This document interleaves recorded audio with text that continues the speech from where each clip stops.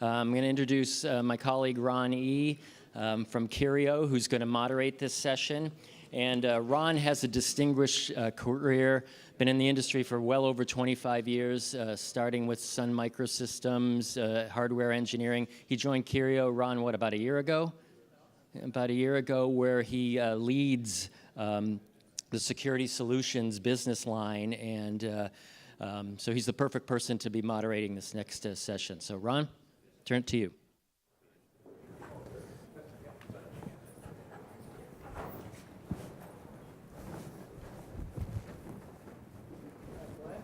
Thank you very much for that introduction. Really privileged to be here today with this distinguished panel.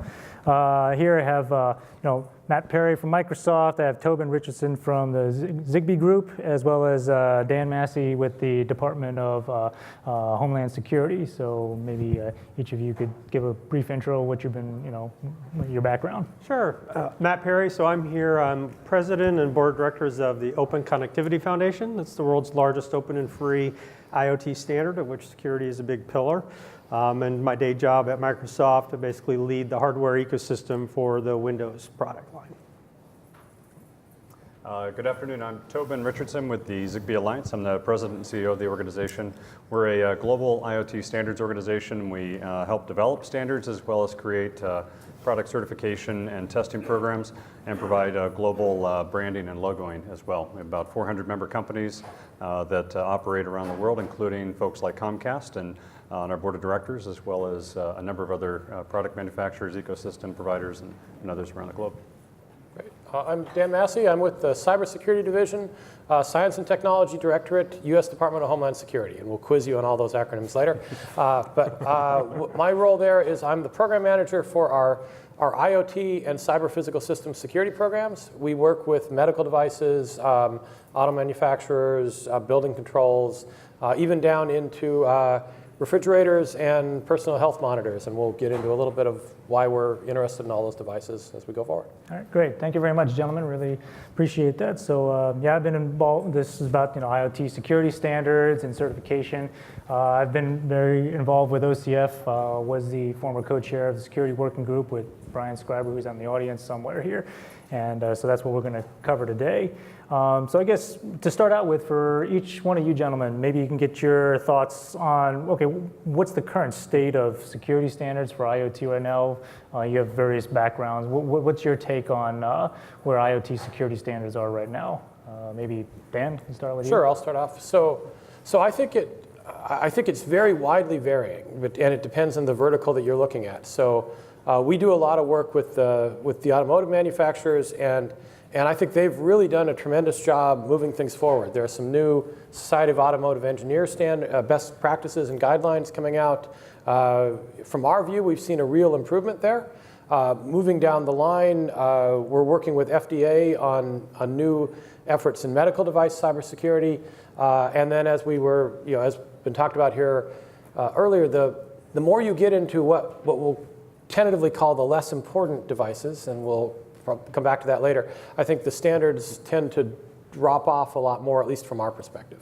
So it's really a mixed bag, with some groups doing really well, and I think some groups that still have a long way to go and even be convinced that they should have a security standard. I'd actually generally agree with that. I think two things on that point. I think we're actually in really good shape. I was a bit more pessimistic about 3 or 4 years ago about where we stood in terms of standards for the IoT, but I think, as Dan mentioned, in different segments we're in good shape. The broader theme, I think, is that there's a better level of intelligent awareness about what we need to do for standards in the IoT. So we spent nearly a decade with NIST, Department of Energy in the US, as well as all the utilities, coming up with cybersecurity standards for the smart grid.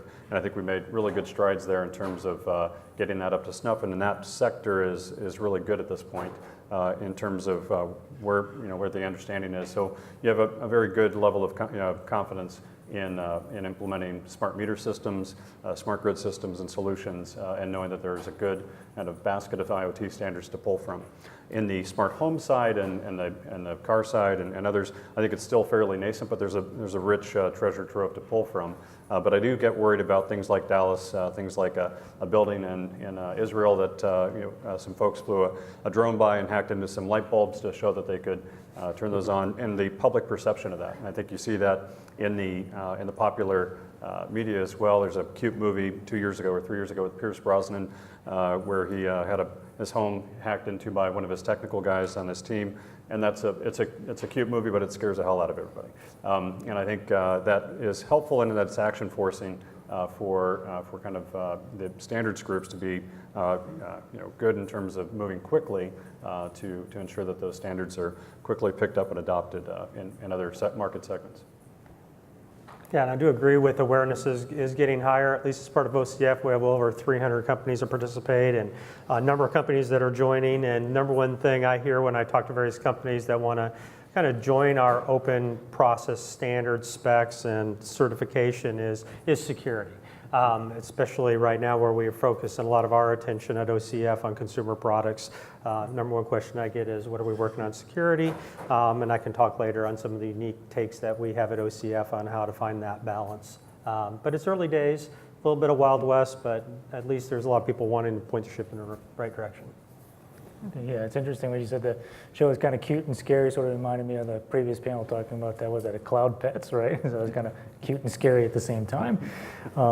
So, like with these standards groups that are coming out right now, what do you think? Is there a particular approach that you should take with implementing security, like any particular technologies? Also, I hear a lot about, okay, does this device really need it? What's the important devices to secure versus the non-important devices? Is there a distinction between them? And do you feel that there's, what would be the approach you would take for securing these things in the standards groups? So, sure. So I've got kind of a sarcastic answer to the view we need to secure the unimportant devices, and you don't as long as you never connect them to any of the important devices, right? And we've got some examples of that. For example, as long as your HVAC system has no link into your credit card processing, you're fine, right? As long as the telematics on your vehicle that's essentially monitoring how well you're driving has no ability to hack in and control your brakes or your steering, you're fine. And I could go on with many other examples like that. And if you wonder about any of those examples, I think everybody in the room probably knows the counters to those. If not, a few YouTube videos or Google searches will show you some interesting things. So I think the challenge is, that the devices are interconnected. And as was pointed out by some of the earlier panels, sometimes their main purpose is a pivot point. Other times, it may not be entirely clear at the beginning what the security use is. So my other kind of cute example is, at DHS, we have an open solicitation now where we are putting in health monitors for pets, right? So we care about your pet, but that's not a national security interest, right? What we really care about are the canine units. And if we can do a better job monitoring the health of canine units, this actually can have a major impact in law enforcement. So you look at, say, the security monitor for a pet. Now, why does that matter? Frankly, if you hack into the security monitor for the pet, I don't think we care if you give the wrong reading. But that security monitor for the pet tells you where the pet is, which tells you where the officer is, which tells you the search pattern. And so it's these connections. And I think we really need to focus on all the devices, not just the quote, important ones. Right? Mm-hmm. So I think you need sort of a unified approach to understanding the risks and understanding the interconnections. And I'll pass it on to others here.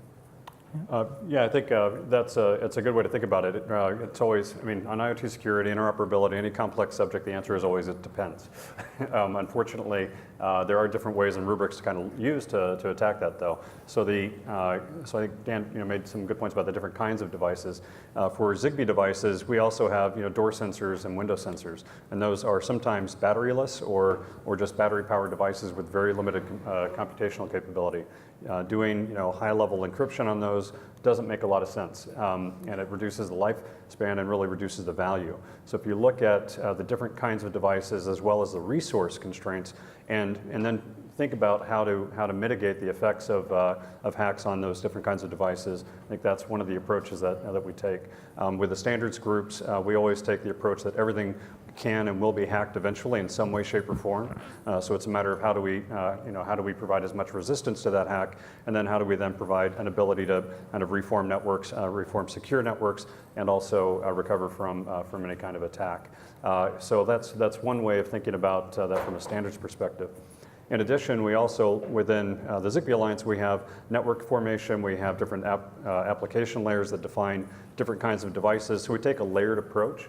So we look at both providing a certain level of security and capability within a physical network, and then when you move on to the application side, you then have an ability to introduce a new not a new, but another additional level of security into the device. And so this kind of layered approach, I think, has implications for wider IoT security as well. Yeah, and I agree with the layered approach. And one of the things about OCF is that we are transport agnostic, so we stay above that. We also have various layers of security depending if it's an application or a cloud service, et cetera.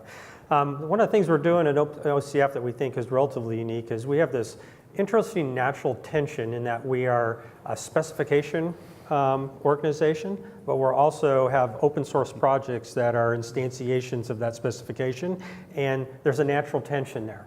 You get a lot of people working on specs, and sometimes you get specifications that might be higher than the doorknob might need, and then you have the very fast and fluid open source projects that are pushing to implement in different ways, and we're finding that to be a really nice balance. They help inform one another, and then it all ties together with a strong certification program and test harnesses that are available to all of our members. And so we're quickly learning and forming of what the level of security that our partner device companies want to implement in their sometimes limited memory and processor footprint versus higher end devices such as companies like myself and others are producing. So we're finding that kind of almost crowdsourcing approach to this. I think we're going to see some big benefits. So if I could add one more comment on it. So I agree with all that. And I think the layered approach, separation, those are key of any of the standards.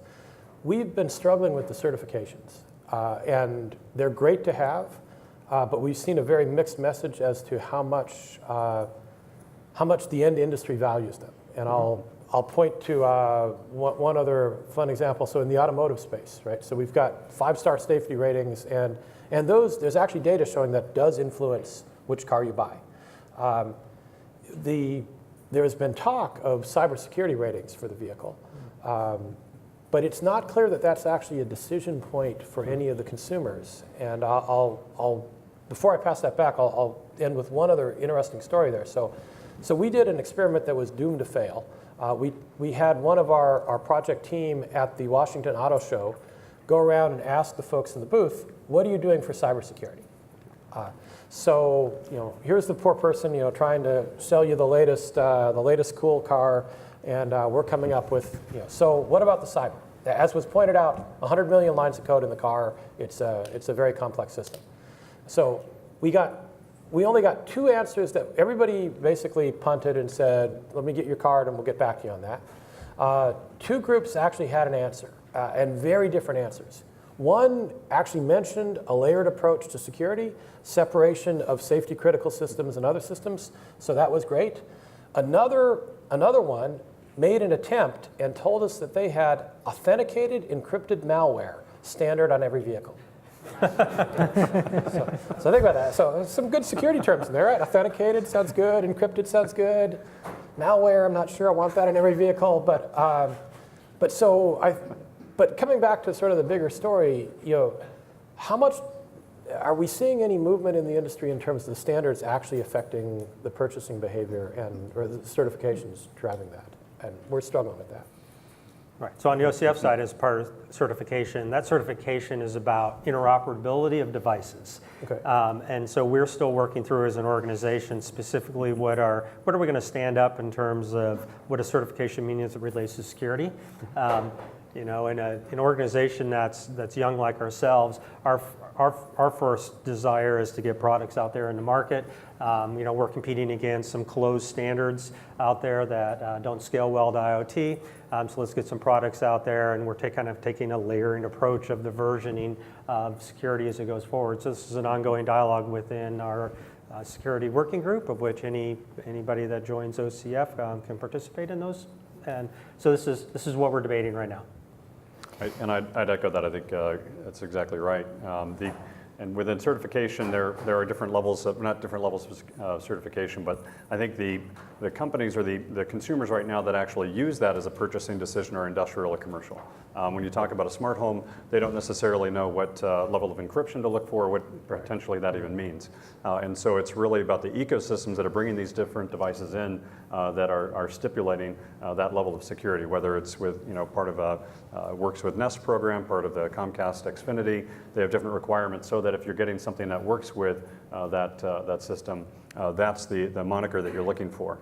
And then within that, you're not necessarily guaranteed, but you're assured, better word, that it will be as secure as possible according to Comcast in that case, or according to whoever owns the ecosystem. And then you have right now, because I think we're at a nascent part of the industry, you still have a lot of very responsible companies acting irresponsibly through their sales channels, right? So they come in and say, oh, I've got an OCF certified, or I've got an OCF device, it's great. I've got a Zigbee device, it's great. And then you can say, oh, great, so it's listed on their website as part of the certified devices. And you say, well, it will be soon, trust me. And then you already heard in the last panel about you know, different kinds of code that are involved there.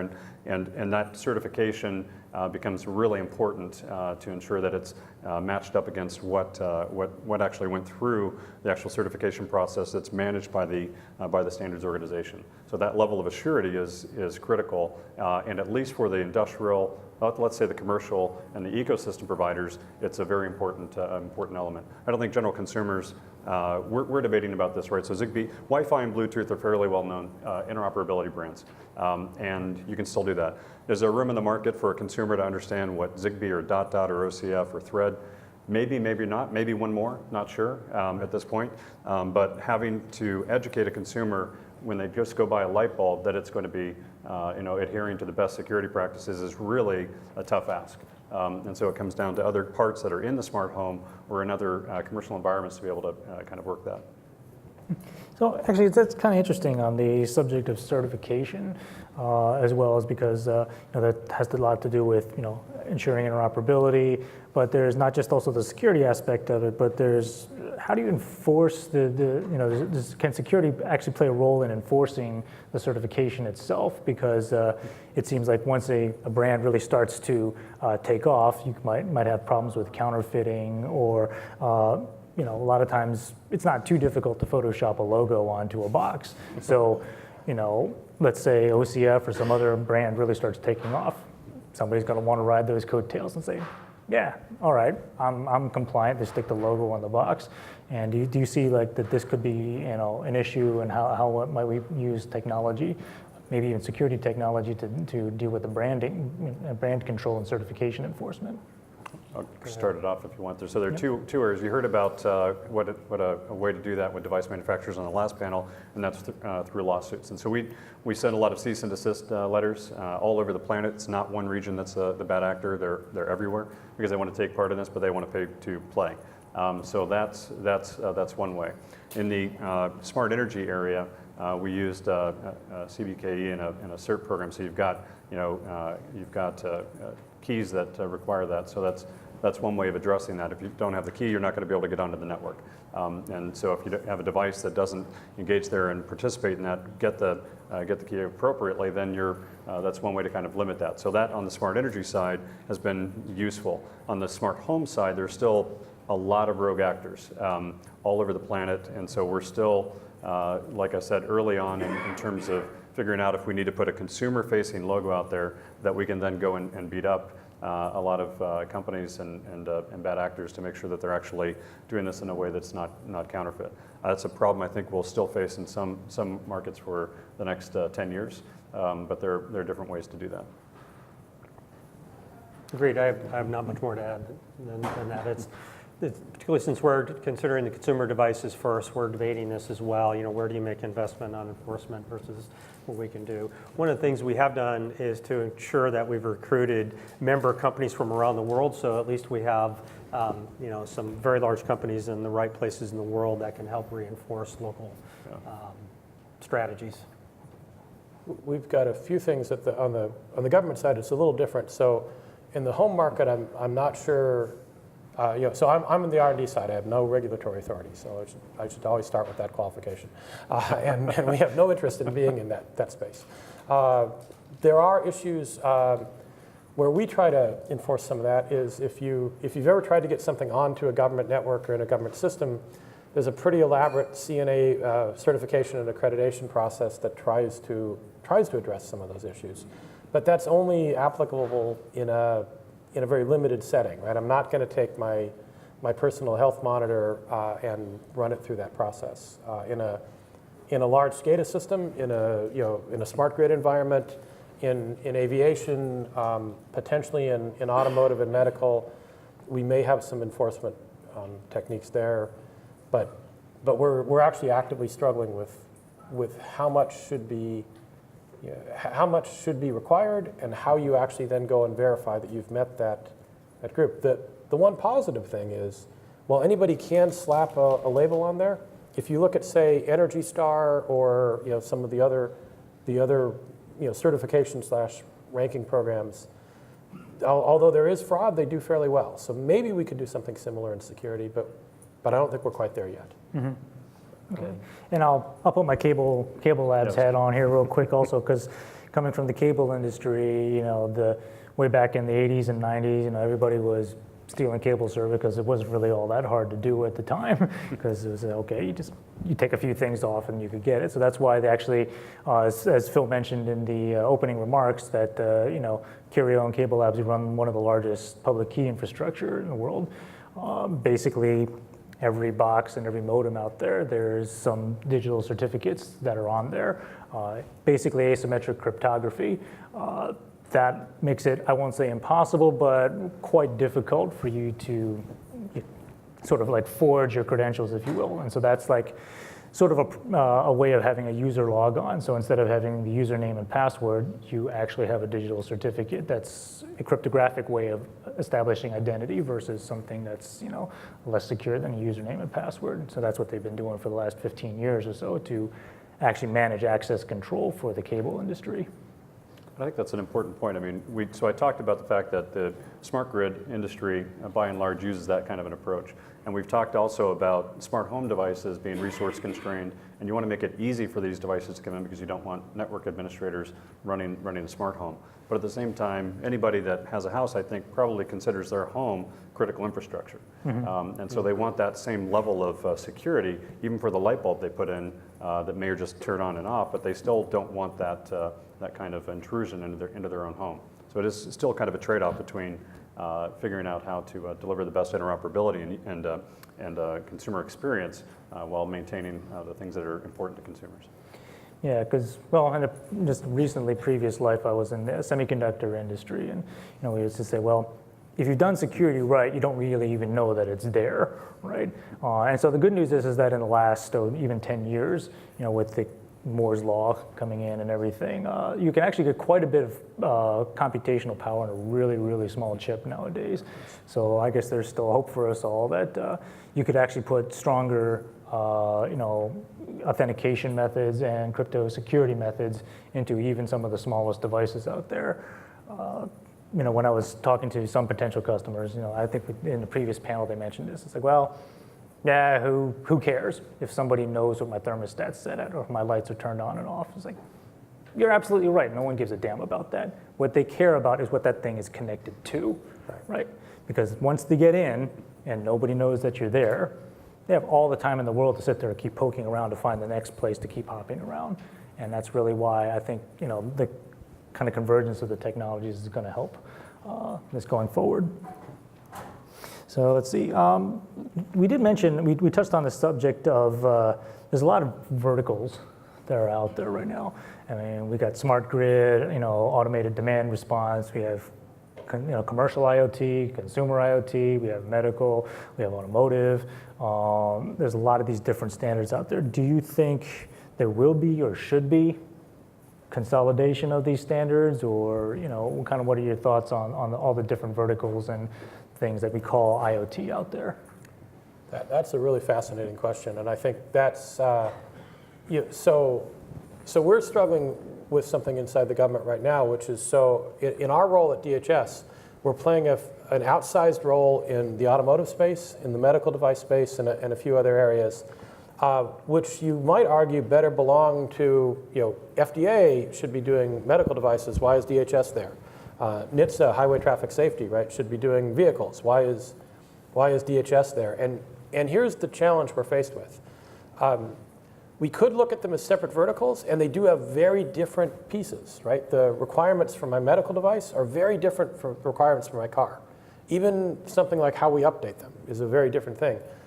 But at the same time, they're very much connected. And so if we end up with a set of security standards for autos, which is completely different from a set of security standards for medical devices, which is completely different from the security standards for the smart grid, and then we come to these guys and we say, hey, we want secure communications and secure computation, and it's a slightly different standard for each vertical, it's not clear that will actually scale. So right now, the de facto result is there is a small amount of standardization happening at NIST and DHS, partly because the other agencies are still catching up in terms of their cybersecurity experience. But that's mostly inertia more than planning, and I'm not sure how much needs to be, how much can be standardized. But it seems like we should have more common standards than we do. Not more standards, but more common standards. Important distinction. Yeah, exactly.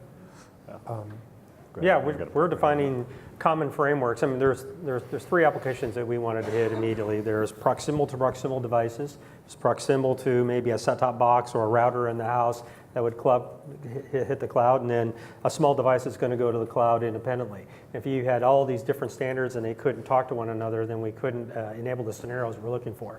So that's why we're defining a common framework. Clearly resources are different in each device, but we want an ability that there's some level of security through that entire chain, no matter which pathway these devices go to communicate to one another. We think that's essential.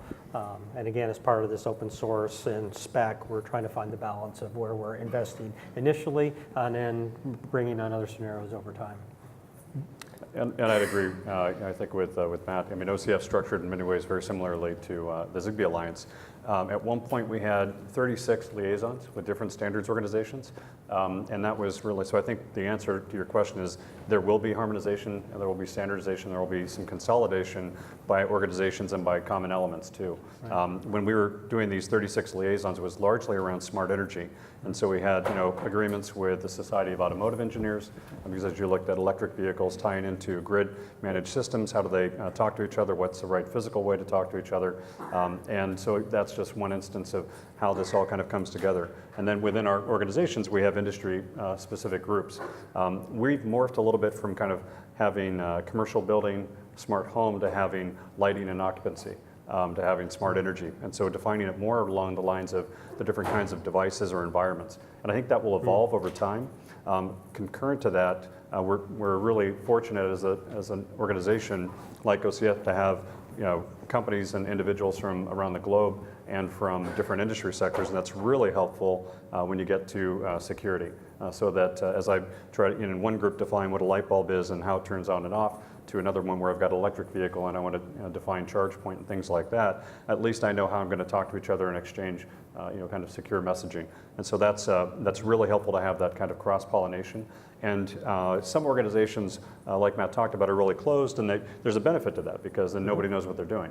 But if you're going to reach the scale of the IoT, you need to be open. And so that's why we're fortunately very practiced and experienced in working with sister organizations over the course of a year, define certain pieces, exchange ideas, and then shut that down and move on. One of the areas I think that we will step it up is more on the security side. Good news on that sense is, like I said, I think there's a growing awareness, and we already have relationships that are public and some that have been signed in the last week that we'll announce next week to talk about how we work with other organizations on security across a number of different domains. So there will be harmonization, but it will change, it'll flex. As we get really mature in one market segment, there may not be a huge amount of room for additional device types. They can shut down, contribute that to one standards organization to maintain, but that cybersecurity has to be relevant and open across virtually all domains in order for it to be really strong. Yeah, and I guess as I've been still actively participating in OCF. OCF does have like a smart home working group, and it has an industrial working group, or these task groups, or automotive as well. So it looks like, at least under the umbrella organization, they're taking a look at the requirements for the different verticals as well. Right. Yeah. So another question I had was, okay, and this has come up a couple places, and for some people this may be kind of the big boogeyman things. Okay, what role does the government have in this one? Okay, do you want Uncle Sam stepping in, telling you how to run your business, how to build your devices, or these kind of things, or do we want the government to kind of, take a more passive role in these things? What do you think? I guess I should probably start on that one. And I should start with the qualification. DHS Science and Technology, non-regulatory, we have no regulatory authority to do anything. But other parts definitely do. So the approach we've been taking is with the auto industry, with the medical device industry, with building controls and some other areas, is sort of a proactive, and we heard that a little bit this morning as well, to say, if industry does nothing, there will be, whether we want it or not, there will be regulatory pieces that come in. There was a flurry of activity in the automotive space, 2 years ago when Jeep Cherokees were being hacked demoed at Black Hat, and I think we're not at the stage, at least from our R&D standpoint, we're not at the stage where we understand what it is we should put in, right? And I think somebody said a great line earlier today that the only thing, you've got two ends of the spectrum. You can say completely laissez-faire, do what you want, nobody does anything, or you can have very strict regulation. And what you don't want to fall into is this middle scenario where you have an event that suddenly drives folks to say, we need a standard and we need it yesterday, or we need a regulation, we need it yesterday, and those tend to be not well done. But we do have a very big interest in, if people felt afraid to drive your car to work in the morning, that's an issue for DHS, and we can't just sit back and say we hope that doesn't happen. If people are not able to trust hospitals or medical devices, there are critical sectors that we don't run, but should they not address security, it really does have national security implications. And so the best thing is for industry to kind of lead the way and do the right thing. The potential stick is, we can all come up with the crazy nightmare scenarios that would drive hasty and probably not well done regulation. So hopefully we don't get to that point. And I think maybe I'm happy to take, government guy on the stage, you can take your shot, right? But I'll let me see what the industry thinks as well. So I think government actually, on this one, actually has a good role to play, which is not something I usually say. With our experience with smart energy, we had a really long program with something called the Smart Grid Interoperability Panel. And when the Zigbee Alliance was first invited to participate in that, we had, I think, FERC and NIST and some Department of Energy folks. And having spent a fair amount of time in government, my first question to the reps was, great, what stick and what carrot do you have here? Right. And they said, well, the carrot is the smart grid funding that we've got in grants. And I said, well, that's too bad because that's going to slow industry down. Personal opinion, I'm sure some of my members disagree with that, but that's my opinion about kind of government incentives. I think can skew markets sometimes. On the stick side, the answer was fairly quick, which is, well, we don't really have one. And the stick here is that we're going to create guidelines for public utility commissions to use when they evaluate smart meter upgrades. I said, that works. That's a good appropriate role. Consumers don't really have a voice with utilities. It's a managed monopoly, regulated monopoly. So this is a good way to kind of ensure that you're getting good regulation, or not regulation, but at least guidelines. So we participated in the NIST process. We spent probably 5 or 6 years doing that. There were 2 parts to that. Part of that was the interoperability, where the government was kind of trying to get in and wade into what a meter is and how you define energy, and that's interesting, but regulating and mandating, that one we didn't really agree with. On the other side, in terms of security, NIST came out with a cybersecurity report and keeps updating that, and that's been terrific. Our security working group references that. Our standards, as they evolve, are able to tap into that, and government has a lot of resources that industry doesn't always have access to, and so I think in that sense it's really helpful to ensure that that's the case. As I talked about earlier, every person's home is their castle in their kingdom, and they want the same level of scrutiny and security for their own home. So to the extent that government can give and provide and work with industry organizations like ours to provide insight or guidance, I think that's still helpful. The regulatory side, when it comes to privacy, things like the consumer owns the data, stuff like that, I think that's appropriate at a policy level. When you start getting into, well, you have to use this hash approach versus this one, I don't know that that's always the most appropriate role, but there are ways for us to kind of include that in the different areas. Plus, there's time to market, Yes. and that was when you get involved in policy making, add 10 years. And so if you're going to restrict markets or restrict companies from doing something until the legislation is done, so that the regulatory implementation guidelines can be created, and then you can actually have your attorneys understand what that means, that becomes really problematic to companies that are trying to create 2 new products a year and morph accordingly. So there's a bit of a trade-off there. But in this sense, I actually think government has a really good and positive role for industry. Yeah, and I would add one more. I mean, one of the scenarios that at OCF we've been considering is over the life of a product, you have some companies that do a great job of keeping those devices up to date, security patches, et cetera, and my company would be one example of that. You have some that will give up over time and they have exploits, and then some will decide just to brick those devices. And so the end user ends up with a scenario where they don't know what they're getting. And so wouldn't it be nice if we, either as an industry or with government help, came up with a way that we can cover all bases, such that in a brick or in a scenario where it's not getting updated, software was made available so somebody else could carry forward as a service. So it's just something we've been talking about quite a bit, actually. And the software updates in particular are an area that's seeing a lot of attention. So there's one interesting thing that you're welcome to participate in.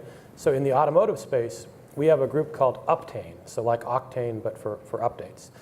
And so UPTANE, so this has about 45 members from the automotive space working on a common framework for how we can update vehicles.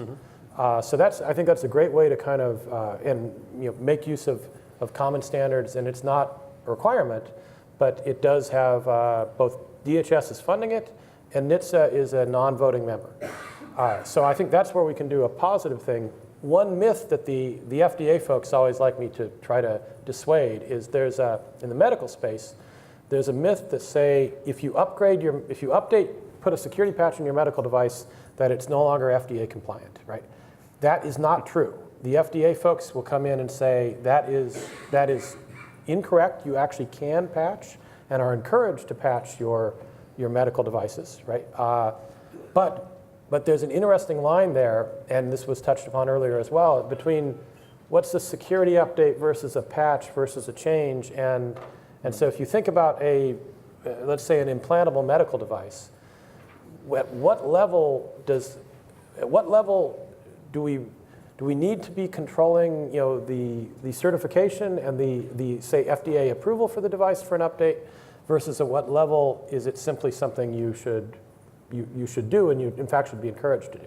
So there's a lot of active things, and I think one of the places that in what I've seen will hit first is on the software updates. And that stretches to everything from what how far out are you going to be required to commit to updating this project, this product, and what do we put in as regulatory? So I think the updates are the most, from our standpoint, the most exciting part and most interesting. It's always So from the government side, the most exciting part. So take that as a warning or a threat, right? We're forewarned. Or forewarned, yes. And I guess it's kind of interesting on that subject of medical devices and regulation. I think the tricky part for government is striking the right balance. I guess medical device is actually a good example of it because, I mean, the FDA, I understand where it came from because way back when, everybody was selling all sorts of snake oil and crazy stuff that nobody knew what was good for you, what was actually harmful, and what could actually be helped, and so the government stepped in. And coming from the device side, when I was in semiconductors, I did run into this huge risk aversion in medical device industry right now because all roads eventually lead to the FDA in some way, shape, or form.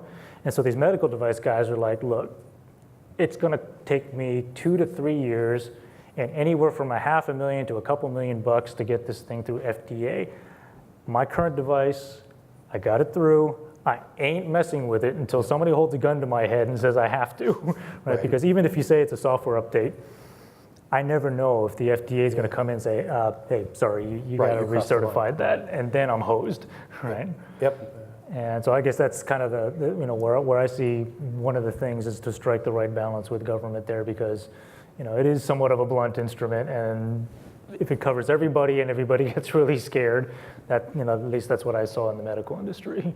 Yeah, and I think you're exactly right, and I think there's this, again, we have sort of two extremes where folks are fearful that I'm going to have to get it recertified or worse, have it declared, an invalid device if I apply any update at all, right? Which drives this sort of, deploy it, don't touch it, which we know is not, anything with code in it, that's not the right answer, right? Is to say deploy it and I'll never touch it again. The flip side of that, is allowing too wide a window where what constitutes a necessary update to the device, right? So if the device went from never talking to anything online to an update that now pushes in, now it's communicating with my smart home and sending data, all of that, at some point it does require recertification, and that line is blurry, and the blurriness of that line is a negative because it's a disincentive to act. Yeah, because you want to make sure you're way on this side of that line. Way on this side of the line, exactly. If it's going to take a couple of years and a lot of money for you to recertify that thing. So Right. yeah, maybe we'll see something about that on the medical device discussion that we're going to have tomorrow. So I think also on that point, talking about medical devices and all roads through the FDA, one of the things that government can do is talk to itself. Dan talked about the notion that you have different levels of competency within different regulatory bodies when it comes to cybersecurity.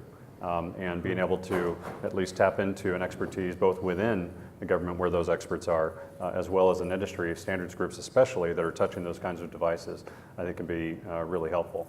And I know I was on a project 15 or maybe more years ago on an interagency project within the US federal government on just exchanging data elements. So if I'm importing a spoon that's used for food, so it needs to go through FDA, it needs to go through USDA, and you've got then different scenarios or not different criteria applied to that. The same thing for any purview of a regulatory body as they look at IoT devices that may be in their domain, to be able to understand the different security paradigms across that, so that you're not kind of going to the lowest common denominator in terms of expertise and slowing the market adoption. So actually, Dan, I guess I got another question for you because I'm just kind of curious just for my own sake, like how much kind of cross-pollination goes on there between the different government agencies, and is DHS involved with the FDA at all, or exchanging That's a great question, and so we need your help with that, frankly. So here's what happened in the automotive space. So about 4 years ago, we started DHS S&T started in the automotive space, and we got a lot of pushback from the auto industry, who had a very, very valid complaint to say, hey, there's a lot of you government guys, and there's a lot of different agencies, and around that time, they were getting a different agency pretty much calling every week saying, hey, we'd like to know what your top 10 cybersecurity concerns are. And one very valid pushback they gave to us that did resonate inside the government is, we gave that answer to agency XYZ last week, and now ABC wants the answer, and then QRS wants the, answer. So you should push back. If you're getting the same question from multiple agencies, please do push back. Let us know. One of our charters is to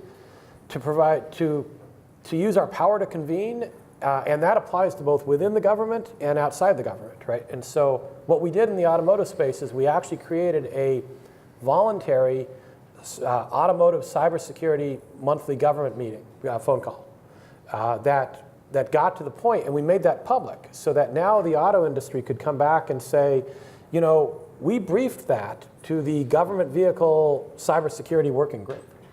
And that was a much better answer than saying, we briefed that to DHS, because we're going to say, well, briefing it to DHS doesn't tell NHTSA or vice versa. So we're trying to build that up, but the best thing we can get is pushback from industry when it really does seem like too many agencies are approaching it. Right now, I've been actually very pleasantly surprised as to how much the agencies we've worked with, medical space, automotive space, energy space as well, have rather than be very territorial, have recognized we don't understand what's going on in the cyber thing, so let's try to work together. Mm-hmm. But I would really encourage, contact myself, push back on the government agencies if you are getting hammered from too many different groups asking the same question over and over again. But ultimately, who's it? Sorry, one last thing there. The one thing we've done is that's a purely voluntary organization within government, right? The only one who can really set those lines is Congress, right? So Congress can say DHS is in the space, FDA is not, or vice versa. But as long as those lines are blurry as they are now, we're trying to coordinate internally, but not always doing a great job. Mm-hmm. That's always an ongoing learning process. Yeah. So let's see, we got 15 minutes left, so I guess we'll try to take some questions from the audience right now. So why don't we take this one here? Dan, I guess since you're already on the spot here, is this okay? So Dan, what's the scariest public scenario DHS wants to avoid, or that you could at least tell, that you're allowed to say something about? So there's a lot of, there's a lot of scenarios. I think, what it comes back to is this theme of the interconnectedness. And so let me point to a scenario that got a little bit of play in the Washington Post that sort of touches on IoT. So back in October, iPhone malware got distributed via Twitter and repeatedly called 911, right? And we actually lost 911 centers due to that attack. That was purely, that was not a maliciously planned attack. That was a teenager in Arizona. It's the connectedness of the systems that really scare us the most. So, you can do a lot of bad things in Sector A or Sector B or Sector C, but it's those cross-sector pieces that are probably the most worrisome. And while we do fear the nation-state, part of our charter, of course, is to protect against the nation-state style attack. What we fear the most is the financially motivated attacks, right? So yes, there are nation-state actors who are out to get folks, and they do bad things, and it's a government role to fight back against that. But folks who are going after a hospital with ransomware, or going after it to make money, that's kind of our worst-case scenario, because it puts us in a scenario where it could have national impact, but it's not targeted directly at the government. It's maybe targeted at one of you folks in the audience. And if the bad guy is out there to make money, not to drive a political agenda, it's very hard to stop. So I know that's kind of a fuzzy government answer, but the PR people are good about training me about don't tell people that we're worried about blah, blah, blah. So that's offline. I'm happy to tell you more individual stories. You're never offline. All right, thanks, Dan. So I guess the next one, is kind of be more of us here that are on the standards groups and bodies. So we have data models for interoperability. Should we have common security model for secure interactions in our standards? So maybe Matt, what do you think about that? Well, we're certainly investing a lot in common schemas for objects right now, and within the realm of OCF, secure elements are objects. I really don't know how much we've invested. In fact, you'd probably know more than I would on this case and how much we've applied that to security. But we certainly are investing quite a bit on common data models. Mm-hmm. And I'd echo that. I think that's a natural course. And as we talked about earlier, I think it is important to harmonize at the data model as well as on the security methodologies, or at least in other ways. And that's I think one of our early or closest areas of collaboration with other organizations to look at that. Mm-hmm. And I think that will help product manufacturers, especially from resource requirements. If I'm not having to create one device that has to support 2 or 3 different data models, security models. Sorry. Yeah, so I guess for me, as a security guy as well as a standards guy, you can't really separate the security from the interoperability, because if the security models don't talk to each other, then, well, they don't interoperate then. And so, yeah, I think there's, definitely, room to kind of come to a common security protocol that we can all agree on there. And I guess that gets to, I guess the subject was secure elements there. So there's another question here. Will the PKI approach work for a constrained device? So I guess I'll start out with that one, because I came from the semiconductor space. So I do know that actually out in the industry right now, there has been, it all originated back in the late 90s. For those that you are familiar, there's a device called a TPM, Trusted Platform Module. So I think this actually originated from IBM. They needed to do secure updates of software and attestation to make sure, okay, if I've got a server, it's 3,000 miles away, I need to make sure that it's running a particular version of software, and I need to be able to update it remotely and do it securely.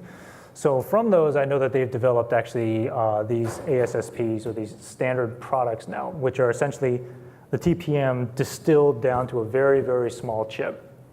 So these chips, at least the one when I worked in my previous company, I think the die is about 1 by 1.3 millimeters or so.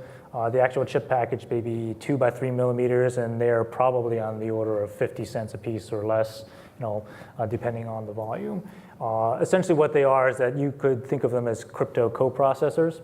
So essentially the asymmetric cryptography is hardwired into the chip, so it's very fast. You could do a sign and verify in something like 50 milliseconds, and the whole idea behind that is that you could stick it next to a very, very low power microcontroller, and when the microcontroller receives a authentication request, it just hands it off to that coprocessor. It handles it, and the microcontroller sends it back. So the main microcontroller can be very low power. It's just flipping some things on and off to control it, and it just offloads it to the crypto coprocessor on that. So I think it is, at least from what I've seen, it's definitely feasible for very small devices. So, I'd agree. Yeah, okay. I think Yeah, it's possible. So Well, I'll add one other thing to that. There's an interesting program coming out of DARPA. Joe Evans is the program manager, and he calls it tactical security. And so I completely agree that I think the resource constraints it's less about the resource constraints. Mm-hmm. Sometimes the challenge with the PKI model is going to be more around the organizational hierarchy. Mm-hmm. And so this new DARPA program says what we're doing right now is really strategic security. If you think from a military standpoint, right? We've got a nice structured system, and if we're going to roll out something, there's a good hierarchical structure in which you can overlay it. But you get into these sticky situations where it may be a coalition, it may be a dynamically formed group where you don't fully trust all the parties in the group, and so they're actually exploring: is there something we can do that's more tactical? So it's not going to last a long time.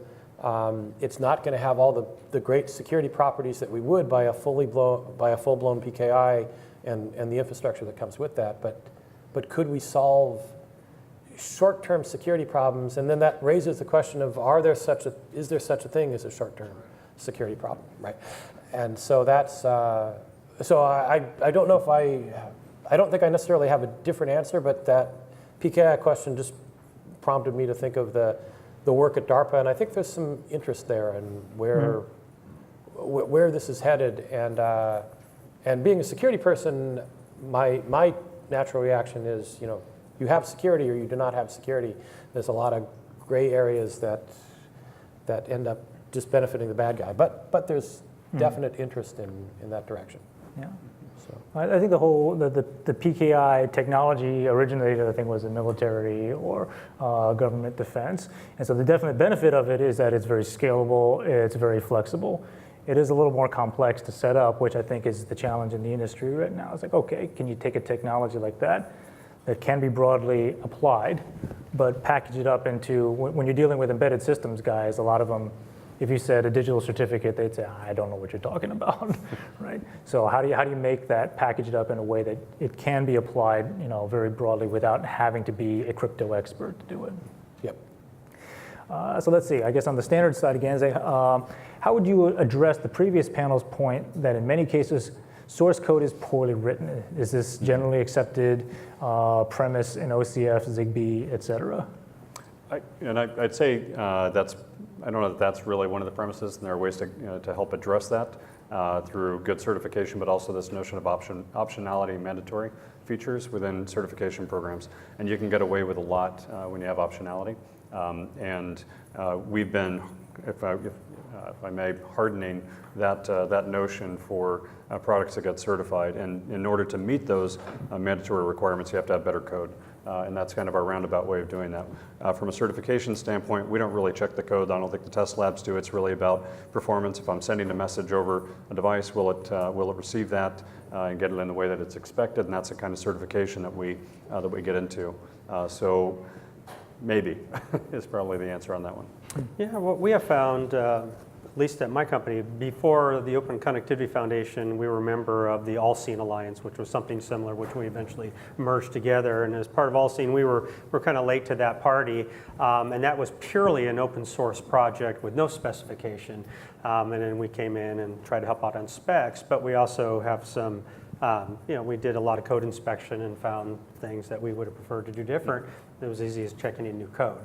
And so we found that, the community in general was able to raise the waterline on the security of this code. We're finding the same on OCF. And what's fun is if there are particular companies that have businesses based on security or they really care about it, they can come in and jump in all the code and, add their flavors or replace modules or whatever appropriately. And we're finding that to be, we're finding success in that. Of course, we're not going to solve all the issues, but it's been helpful is what we're finding.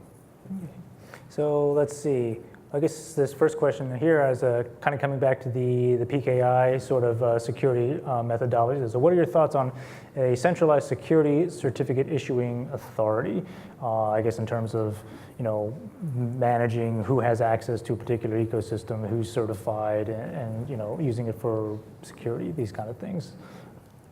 So that really is the classic security answer. It's really dependent on the vertical, right? So there's a lot of government systems where it works very well. It makes perfect sense. We have there are clear delineations, and having a fairly centralized security issuing authority makes sense. There are other places where it's harder to see who that authority would be, right? And who would and how you avoid an issue of multiple competing top-level authorities. So I think your worst-case scenario is if you assume a centralized authority and you in fact don't have one. Right? I think that's so if it exists and you can leverage it, I think that's great. If it doesn't exist, pretending it's there or trying to build in a centralized system when there is no real central authority creates a lot more problems than it solves. And the emperor has no clothes, right? Exactly. Yeah. So yes, I know it's a bit of a cop-out, but I think it really depends on the vertical that you're looking at, at least in my opinion. Yeah. I'd agree. I think on the smart energy side, all smart meters going with certification we use a cert authority. For the smart home, I would argue that that's an area that we might end up going to at some point, just because of the desire for higher levels of security, and that's a nice way to do it. Yeah. Great. Yeah. So it would seem to me that also perhaps a standards group might be the overarching authority. It might have actually several suppliers or companies that would actually do the work of the certificate authority, but actually the ultimate, authority is the brand. He's pointing to the authorized cert. Yeah. CAs, yeah. Yeah. So let's see. It's clear we're not doing all we need to do. Are there gaps that we don't know of? Do we have any needs for new technologies to really secure IoT properly? So, well, that's kind of a tough one. Yeah, I think there's always room for improvement. I think there's a lot that we can do with existing technology that would cover, say, like, the 80 to 90% of the cases right now, because it comes down, at least coming from the device side, it looks like it's kind of a cost versus risk trade-off right there. I mean, you could build an M1 tank into every device, but then, all right, nobody's going to buy it, right? Because it's going to be too expensive and too big. So at least that's kind of my thought, is that, well, the tricky part is finding that right balance of, okay, this security is cost-effective and it's good enough to cover 90-something% of what the attacks would be. I think that's a great point. I mean, I think that's what we've found to be one of the most critical pieces, is that cost versus benefit approach, and understanding what the risk is. One of the biggest problems we've encountered, and you've probably encountered as well, is as you move it up the chain, this is going to add, X cents to a vehicle, multiplied by the number of vehicles a Ford or a GM sells is a lot of money. And so I think it's not so much a technology that's missing, but I think a risk assessment. We need to do a lot better job on risk assessment and conveying I think the target, what we like to say for that risk assessment, the target is not the CTO. The CTO hopefully already gets it.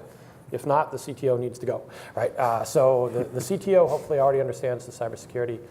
It's the CFO, right? The Chief Financial Officer. How are you gonna balance the cost of this? Because, like you said, we can build some very secure systems. GSA told us we can get a 100% cyber secure truck for $400,000. And so, but we're not buying a lot of $400,000 trucks. So. All right, so actually there's a couple other questions that are pretty kind of interesting, but we are out of time. So, but I did want to, thank you all for coming here and listening. I also wanted to thank Matt, Tobin, and Dan for joining me on the panel here today. I think we'll all be around here for a little while if you have additional questions. Sure.